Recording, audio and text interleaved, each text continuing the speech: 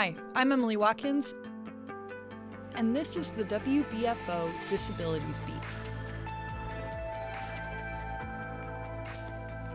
In just a few weeks, New York State will finalize its 2025 budget, which always impacts a variety of programs and services utilized by New Yorkers with disabilities. Today, we're focusing on one of those programs. Back in December, I sat down with Special Olympics New York CEO Stacey Hengsterman for an exclusive interview about the program cuts they'll face if the state doesn't increase their funding, which they claim has remained stagnant at $1.5 million over the past 20 years. Next year in the budget, we've kind of had to say we can't do as much as big of recruiting as we've done in the past. In addition to that, we have to take away some games and some opportunities for our existing athletes. Governor Kathy Hochul included a $1 million increase in her proposed budget earlier this year, but it will still have to clear the two houses' revisions and final voting on the budget.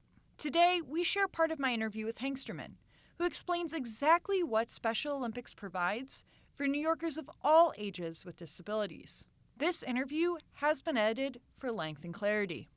Stacey, thank you so much for joining me on WBFO. Oh, thank you for having me here. To start, tell me a little bit about how you got into Special Olympics and how you rose to being the CEO of Special Olympics. Yeah, that was just really it.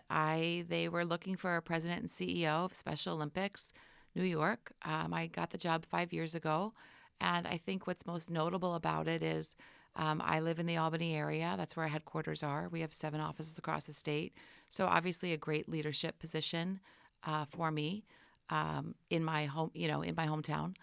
My husband's a teacher, so I'm place-based. But my son has a disability. He's 19 now, Alex. He has Down syndrome.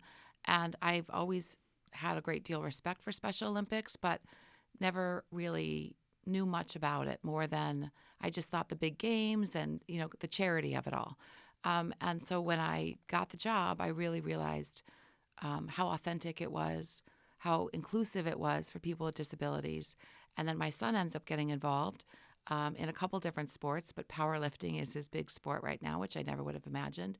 And to hear him tell me continually that it's changed his life just shows me how important it is and how much I want to make sure that people in New York, specifically parents of people with disabilities, know that we're here and what a life-changing program it could be. Walk me through some of the different programs Special Olympics has. Yeah, we're a sports organization first and foremost, but what I think we're very proud of is the work that we do in healthcare.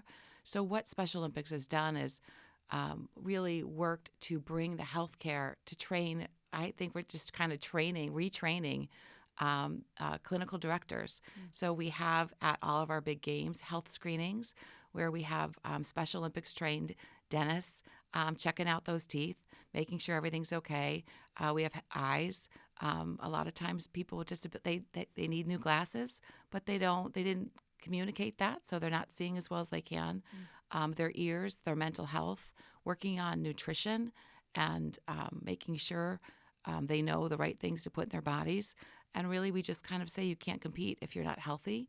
So that's been really had a big impact. And then if we do find that our athletes need follow-up care, we make sure they have the referrals to do that. That's so interesting. I didn't know that Special Olympics is not only creating more opportunities for people with disabilities to play sports, but you're also kind of bridging this healthcare gap. And what kind of outcomes have come from that? Like, what have you heard from families? Yeah, I mean, great. My favorite one is the young lady that usually took the silver medal. She usually came in second in track. And I went through one of our screenings, and her glasses were not the right prescription. And they made her new glasses on the spot, and she took gold that day. And we found that she was always following the person in front of her because she couldn't see that well. So she just liked to have that. So when she got those new glasses, she went through. We've had new hearing aids, people that could hear more clearly at those screenings by just putting those new hearing aids in their ears. And obviously these are trained professionals that just have also gotten this, the certification from us to be able to treat our athletes. I know that like the key component of your program is creating sports opportunities for kids who maybe at their schools don't have those opportunities. Walk me through those programs, because I know you have unified sports, you have the games 3 times a year. Yes. But tell me about all those programs. Yes, so we have our traditional sports, that training club that I was talking to you about, my son, he's powerlifting. It can be from age 9. We just saw a figure skater yesterday. It was her first time on the ice joining a training club and at 9 years old. And then we also have, really starting in the schools program, our unified sports program, which is, I just like the easiest way to think about it is just think about JV, just think about varsity, how those teams play interscholastically to be the champion. So unified is half the kids have a disability and half do not. And so on the basketball court, you'll always see half and half. You might not be able to tell probably who has a disability and who doesn't, because it's authentic basketball and it should be. There are refs there, and we urge them, sometimes remind them, you got to blow that whistle. But it's inclusive sports in high schools and middle schools, all the way down to elementary school. We can start with a unified physical education class. I think when we think about Special Olympics and sports for kids with disabilities, especially as a journalist, I'm cognizant of this. There's a lot of stories that are like, oh, they're an inspiration. Yes. Just for playing the sport, everyone else is playing. Yeah. How do you combat that narrative?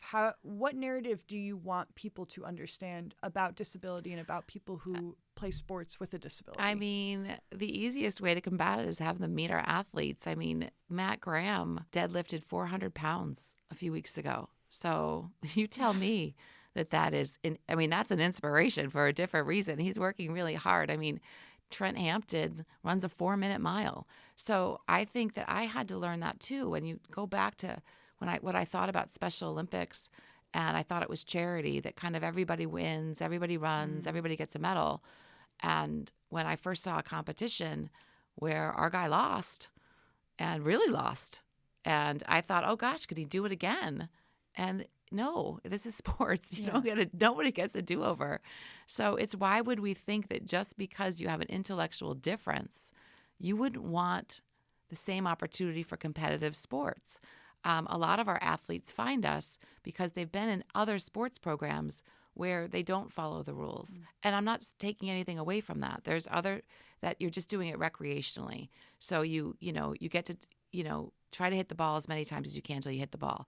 There's nothing wrong if people are looking for recreational sports, but there is a large part of the disability community that's looking for competitive sports, and that's what Special Olympics is.